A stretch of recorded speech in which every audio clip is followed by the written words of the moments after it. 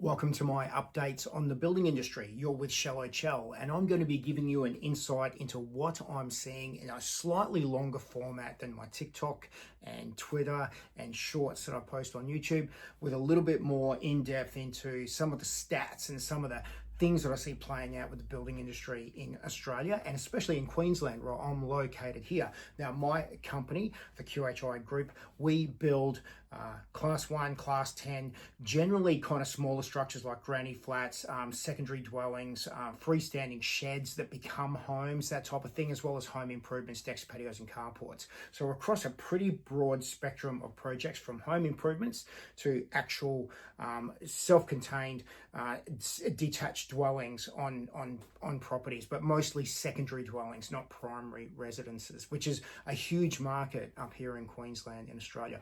Now, fortunately for me, because of the size of those projects, we quote a lot of work. It's not like we're just quoting, 2, 3, or 4 houses a year.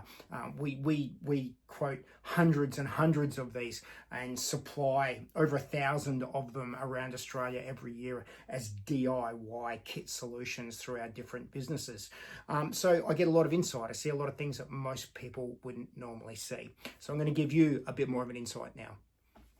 What I've really noticed in this last month, 2 months now, has been the increase in the amount of people coming back to us. People that I quoted in 21 and 22 have now gone through the worst of the interruptions from COVID, the supply chain issues, and also the really aggressive interest rate rises that we saw through 22 into 23, and they've balanced themselves out, and now they're ready to reconsider these projects again. So they've offloaded a lot of debt, and they've put themselves in a position where their mortgages are manageable, and also bear in mind that a lot of these houses around Australia have gone up 30 to 40% in value over the last 3 years. It's not an uncommon number to see. I know some people haven't made anywhere near those kind of gains, but where we are in the southeast Queensland pocket of Australia, that's been pretty standard since about 21, 22. So a lot of these people have great equity,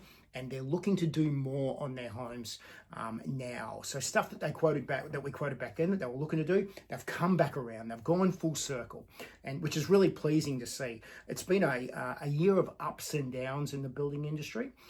We've had supply shortages and labour shortages, of course, but one of the really big things that's fucked with us more than anyone else, excuse the language, I do swear a little, has been the delays in building approvals. We are absolutely struggling with secondary dwelling stuff in most of Queensland, especially down into New South Wales and Victoria as well, where we supply these dwellings and structures for people, and we also help them get their building approvals.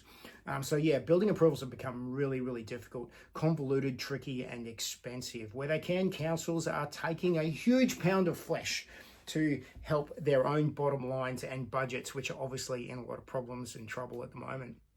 So great to see these customers coming back. However, the shock that they're getting, and one of the things that I've noticed the most when I'm re-quoting these projects, has been the incredible increase in the cost of these projects. So we're talking anywhere between 40 to 60% higher than originally quoted on projects in 2021. That's a really, really big number. We predominantly deal in steel, and we have a steel price rise coming through from BlueScope. Yay for Aussie steel! Coming through in February next year, and that'll be about 6%. So we're all really excited about that one on the back of the ridiculous prices that we've seen flow through.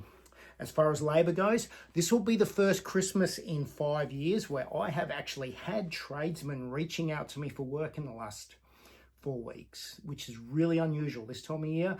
We don't usually see guys scratching for work, but I've had a number of apprentices for other companies and a number of tradesmen and labourers reach out to me looking for work to fill in their schedules between, kind of October through to Christmas, and also over the Christmas period. A lot of guys were looking to work during that period of time. I don't think many of them could afford not to.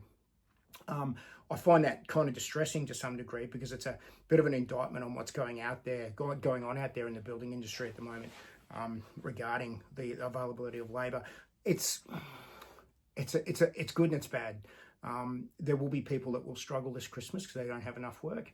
And there are companies out there that are scratching to find the right people. So it'd be interesting to see how that plays out over the next, kind of 3 to 4 months once we get past Christmas this year. I'm going to continue to do these slightly longer 5 to 10 minute wrap-ups of the industry. I hope that you want to follow this and check it out, because I think it'll be interesting, as opposed to me ranting and raving in my 30-second to 1 minute and a half TikToks, where I tend to get a little bit loud and vocal. I love the building industry. I love doing this. I love helping people create their dream homes. And if you have any projects that you want us to look at or quote or consider building, just shoot us a text or shoot us an email to scott@qhi.net.au, scott@qhi.net.au. I'll make sure that flashes up here. Happy to have a look at it for you. We love supplying and we love building, and if we can help you out, we certainly will. Hope you've enjoyed this. I'm going to do more of these. Stay tuned.